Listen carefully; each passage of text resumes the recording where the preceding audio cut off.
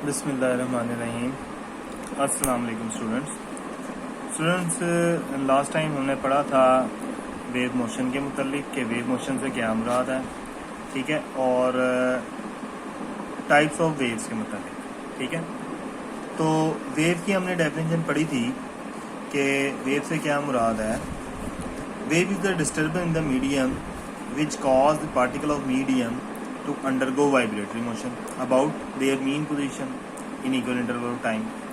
यानी कि wave is the disturbance in the medium. Medium से क्या मुराद है, जैसे पानी है, पानी के अंदर वेव्स लहरें बनती हैं, तो वो लहरें जो होती हैं बेसिकली वो वेव्स कहलाएंगी। उसके अंदर एक क्रस्ट और एक ट्रफ बनता है, मतलब एक उतार होता है, एक चढ़ाव, उतार चढ़ाव, इस तरीके से। तो बेसिकली एक वेव जो होती है वो एक लहर की शक्ल में जो होती है ना वो बनती है, या कंप्रेशन और रेयरफेक्शन की शक्ल में बनती है, ठीक है। लेकिन वो किसी ना किसी मीडियम में लाजमी बनती है। मतलब मीडियम मतलब या तो वहाँ पे कोई ना कोई मीडियम हो, जैसे कि पानी का मीडियम है, पानी का अगर होगा तो फिर वेव बनेगी। इसी तरीके से अगर हवा है तो हवा के अंदर ना वेव बनेगी, अगर रस्सी है तो रस्सी के अंदर वेव बनेगी, अगर स्प्रिंग है तो स्प्रिंग के अंदर वेव बनेगी। अदरवाइज किसी मीडियम ना हो तो उसमें भी वेव बनती है। लेकिन क्या है कि वो फिर उसकी डिफरेंट टाइप्स आ जाती हैं। तो दो किस्म की वेव्स होती हैं, एक होती है मैकेनिकल वेव्स और एक होती हैं इलेक्ट्रोमैग्नेटिक वेव्स। मैकेनिकल वेव्स क्या होती हैं, ऐसी वेव जिनके गुजरने के लिए या जिनके बनने के लिए किसी न किसी मीडियम की जरूरत होती है फॉर देयर प्रोपागेशन मतलब उनके गुजरने के लिए। और इलेक्ट्रोमैग्नेटिक वेव्स क्या होती हैं, ऐसी wave which do not require any medium for there propagation, जिनके गुजरने के लिए किसी भी मीडियम की जरूरत ना हो।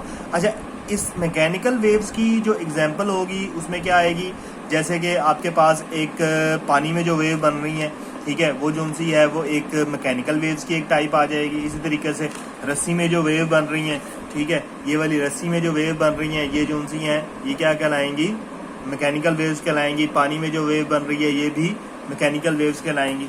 लेकिन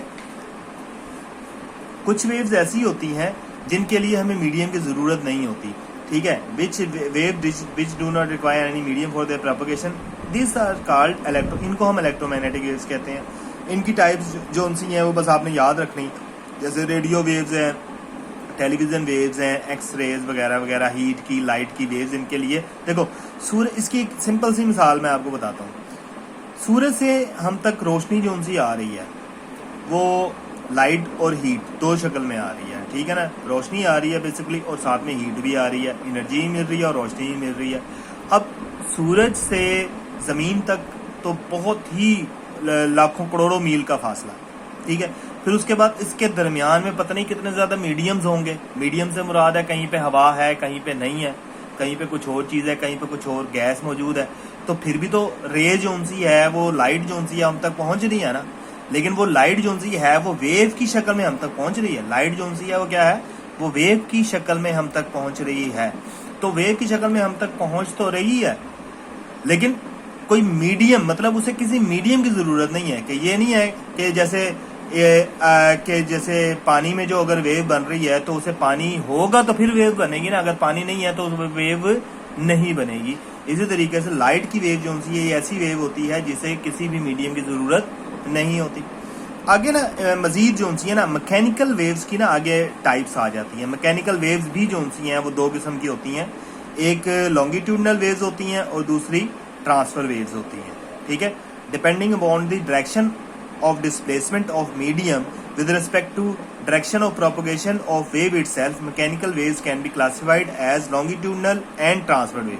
यानी कि आप ये कह सकते हो कि ये जो मैकेनिकल वेव्स थी इनकी आगे दो टाइप्स हैं। नंबर 1 ट्रांसफर लॉन्गिट्यूडनल वेव्स और नंबर 2 है जी ट्रांसफर वेव्स। ट्रांसफर वेव को समझने के लिए हम एक ना स्प्रिंग लेंगे, स्लिंग की जिसको हम कहेंगे, स्प्रिंग स्लिंग की। Longitudinal wave can be produce on a spring या स्लिंग की। एक स्प्रिंग लेते हो, बिल्कुल नरम सा स्प्रिंग हो, ठीक है, और इसको यहाँ पे ना एक स्पोर्ट के साथ में बांध देता हूँ, ठीक है। यानी कि ये मेरे पास एक मैंने स्प्रिंग लिया और इस स्प्रिंग को मैंने यहाँ पे एक स्पोर्ट के साथ बांध दिया और एक दूसरा हिस्सा जो सा है ना यहाँ से मैंने इसको पकड़ के रखा, ठीक है। इसको मैं यूं स्ट्रेच करता हूँ, अपनी तरफ खींचता हूँ। जब मैं इसको अपनी तरफ खींचूंगा ये जो स्प्रिंग है ये खुल जाएगा। जैसे ही मैं इसको यहां से छोड़ूंगा तो क्या होगा, स्प्रिंग इस तरफ मूव करना शुरू करेगा, इस तरफ मूव करना शुरू करेगा। ठीक है, जैसे ही स्प्रिंग मूव करना शुरू करेगा, ये वाला हिस्सा जो उनसे है ना, ये क्या हो जाएगा, ये वाला स्प्रिंग का जो हिस्सा है ना, ये पहले अंदर की तरफ दबेगा, ये दबेगा। ठीक है, फिर ये जो इसको हम कहेंगे कंप्रेशन प्रोड्यूस हुआ। ये क्या हुआ, यहाँ पे एक कंप्रेशन आया, ये स्प्रिंग के जो जरात हैं आपस में क्या, ये स्प्रिंग के जो हिस्से हैं ये आपस में क्या हुए, कंप्रेस हुए। ठीक है, फिर उसके बाद ये कंप्रेशन जो है ये थोड़ा सा आगे की तरफ जाएगा, आगे की तरफ जाएगा, ये वाला हिस्सा दोबारा से खुल जाएगा, ये कंप्रेशन आगे मुंतकिल हो गया। और फिर यही कंप्रेशन जो है जब मजीद आगे जाएगा तो ये आगे की तरफ पूरा का पूरा कंप्रेशन मुंतकिल हो जाएगा। तो जहां पर स्प्रिंग में दबाव आएगा इसको हम कहेंगे कंप्रेशन, और जहां पे स्प्रिंग खुला हुआ होगा उसको हम कहेंगे रेयरफेक्शन। तो यानी कि एक कंप्रेशन, एक रेयरफेक्शन। रेयरफेक्शन का मतलब खुलाव, यानी कि हम उर्दू में ये कह सकते हैं कि ये जो है ना, ये एक दबाव यहाँ पे प्रोड्यूस हो रहा है। ठीक है, ये कंप्रेशन, ये वाला हिस्सा यहाँ से लेके यहाँ तक ये कंप्रेशन प्रोड्यूस हो रहा है, स्प्रिंग के हिस्से आपस में मिल रहे हैं। और ये जो है यहाँ से लेकर यहाँ तक ये क्या है, ये रेयरफेक्शन है, यहाँ से लेकर यहाँ तक। यहाँ पे स्प्रिंग जो है वो खुला हुआ है तो इसको हम क्या कहेंगे, खोलाव। तो यहाँ पे एक खुलाव आ रहा है। ठीक है, इसकी एक और मिसाल देता हूँ मैं आपको कि इसी वेव्स की मिसाल के तौर पे जब हम बोलते हैं ना हवा में, तो हमारी आवाज़ जो सी है ना, ये कंप्रेशनल या लॉन्गिट्यूडनल वेव्स के थ्रू जो सी है ना हम तक आगे की तरफ मुंतकिल होती हैं। तो वो कंप्रेशनल वेव्स कैसे होती हैं, जैसे हम बोलते हैं ना, तो हम हवा पर, जैसे मिसाल के तौर पे जब मैं बोलता हूँ तो क्या होता है कि हवा में जो है ना एक दबाव जो है ना ये प्रोड्यूस होता है। ठीक है, ये दबाव मिसाल के तौर पर प्रोड्यूस हुआ, ये आगे की तरफ मुंतकिल हो गया। ठीक है, ये आगे चला गया ये दबाव। फिर उसके बाद ये जो है ना, फिर यहाँ पे एक रेयरफेक्शन प्रोड्यूस, खुलाव आ गया, फिर ये दबाव आगे की तरफ मुंतकिल हो गया। ठीक है, और फिर जो है ना एक खुलाव जो है ना ये आ गया। तो फिर एक कंप्रेशन, यानी ये कंप्रेशन, फिर रेयरफेक्शन, फिर कंप्रेशन, रेयरफेक्शन, कंप्रेशन, और फिर रेयर। तो इस तरह कंप्रेशन और रेयरफेक्शन यानी एक दबाव खुलाव ये हवा में पैदा होता है। ये जब हवा में पैदा होता है ना, तो ये हमारे कान के पर्दे को उसी तरीके से हिलाता है। जब कंप्रेशन हमारे कान के पर्दे को टच करेगा ना, जैसे फॉर एग्जांपल ये पर्दा है, जब कंप्रेशन हमारे कान के पर्दे को टकराएगा तो हमारे कान का पर्दा आगे की तरफ मूव करेगा, और जब एक रेयरफेक्शन आगे उससे टकराएगा तो वो हमारा कान का पर्दा जो है वापस अपनी पहली जगह, पहली वाली पोजीशन पे आएगा। जब दबाव उससे टकराएगा तो कान के पर्दे को दबाएगा, और जब खुलाव आएगा तो कान का पर्दा जो है ना वापस पीछे की तरफ आएगा। तो इस तरह कान के पर्दे में ना एक वाइब्रेशन प्रोड्यूस होगी, वाइब्रेशन, और उस वाइब्रेशन के प्रोड्यूस होने से क्या होगा, हमें आवाज़ सुनाई देगी।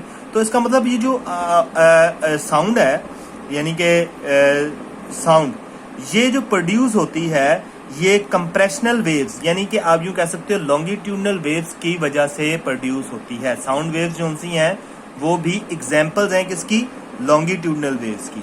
तो लॉन्गिट्यूडनल वेव्स ऐसी वेव्स होती हैं जिसमें एक कंप्रेशन प्रोड्यूस होता है और एक रेयरफेक्शन प्रोड्यूस होता है। ठीक है, ये मैंने आपको सारा कुछ बता दिया, कंप्रेशन और रेयरफेक्शन क्या होता है, और ये कंप्रेशन और रेयरफेक्शन मिलकर ही लॉन्गिट्यूडनल वेव्स बनती हैं।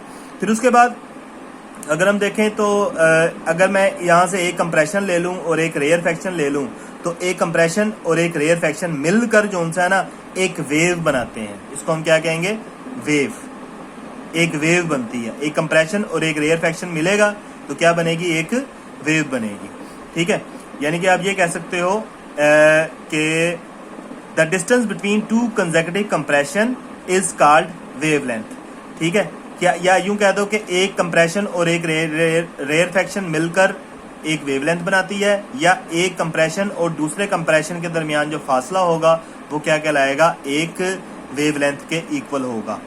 The compression and rarefaction moves back and forth along the direction of the motion of wave, such a wave is called longitudinal waves. इसकी डेफिनेशन क्या होगी, in longitudinal wave the particle of medium moves back and forth along the direction of propagation of wave। इसमें क्या होता है कि जो medium के जो पार्टिकल्स होते हैं ना, यानी कि उस जिस भी चीज़ में, यानी कि मीडियम के जो पार्टिकल्स होते हैं, जैसे ये जो आपके पास स्प्रिंग है ये मीडियम है। अब इसके पार्टिकल्स जो उनसे हैं ये मूव किस तरफ करेंगे, ये आगे की तरफ मूव करेंगे या पीछे की तरफ मूव करेंगे, यानी कि ये तो आगे की तरफ जाएंगे या पीछे की तरफ आएंगे। तो क्या होगा कि अपने ही पोजीशन में बैक एंड फोर्थ जो उनसे है ना ये मूव करेंगे। ठीक है, लॉन्गिट्यूडनल वेव्स में जो मीडियम के पार्टिकल्स होते हैं वो मूव करते हैं back and forth along the direction of the propagation of wave. Wave इस तरफ जा रही है और पार्टिकल यूं मूव कर रहे हैं। वेव आगे जा रही है, पार्टिकल यूं मूव कर रहे हैं। यानी कि आप यूं कह सकते हो कि यूं मूव करते करते करते करते आगे की तरफ जो सी है ना वेव जा रही होती है। ठीक है, तो ये तो हो गया जी आपके पास लॉन्गिट्यूडनल वेव्स। अब आगे है जी, हम पढ़ेंगे ट्रांसफर वेव्स क्या होती हैं। दूसरी जो टाइप्स है वो है ट्रांसफर वेव्स है। अब ट्रांसफर वेव्स के लिए भी मैं यही एग्जांपल आपके पास लूंगा। ट्रांसफर वेव्स में क्या होता है, बिल्कुल सेम वही चीज़ है, लेकिन इसमें फ़र्क क्या है। इसकी एग्जांपल आप देखो, तो ये हमारे पास एग्जांपल है। अब मैं इसी तरह स्लिंकी को मैंने पकड़ा हुआ है। अब स्लिंकी को मैं बजाय के खींचने के ना, मैं क्या करूँगा, इसको ऊपर नीचे हाथ से यूं मूव करूँगा, ऊपर नीचे हाथ से जब यूं झटका दूंगा ना, तो ये जो है ना स्लिंकी यूं मूव करेगी। ठीक है, अब क्या होगा कि इसके अंदर वेव बनेगी, जैसे आप यूं कह लो रस्सी में जो वेव बनती है। अब इसके अंदर वेव बनेगी, लेकिन वेव कैसी बनेगी, ऊपर नीचे ऊपर नीचे ऊपर नीचे, जैसे पानी के अंदर लहरें बनती हैं वैसी वेव बनेगी। ठीक है, तो इसमें क्या होगा, in case of transverse wave the vibratory motion of the particles, इसमें जो मीडियम के जो पार्टिकल्स होंगे ना, मीडियम के पार्टिकल्स जो होंगे वो मूव तो करेंगे, लेकिन वो अपनी ही पोजीशन पर ऊपर नीचे हरकत करेंगे। ठीक है, particle of medium is perpendicular to the direction of the, अब वेव आगे की तरफ जाएगी लेकिन पार्टिकल ऊपर नीचे मूव करेंगे। जैसे मिसाल के तौर पे मैं यहाँ पे एक निशान लगा देता हूँ। ठीक है, अब जैसे ही मैंने इसको यहाँ से हिलाया ना, ठीक है, तो क्या होगा कि ये पार्टिकल ये जो सा है ये तो यहीं पर ही रहेगा, लेकिन ये पहले ऊपर जाएगा फिर ये नीचे आ जाएगा।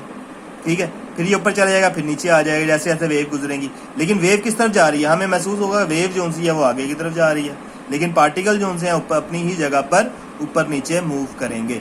तो दोनों में फ़र्क क्या है कि दोनों वेव्स के अंदर कि इसमें क्या होता है कि इसमें पार्टिकल और वेव जब मूव करती है तो उसके जो पार्टिकल्स होते हैं, मीडियम के जो पार्टिकल्स होते हैं वो मूव करते हैं back and forth along the direction of the propagation of wave.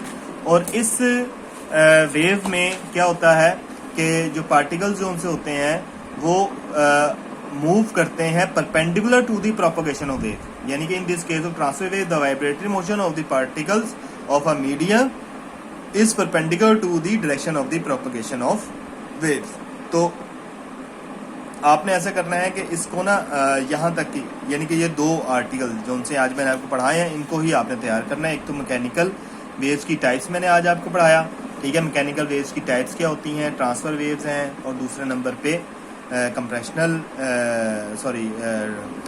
एक तो लॉन्गिट्यूडनल वेव्स हैं, दूसरी ट्रांसफर वेव्स हैं। दोनों जो उनसी है ना आपने अच्छे तरीके से याद करनी है और इनको गौर से अच्छे तरीके से समझना है।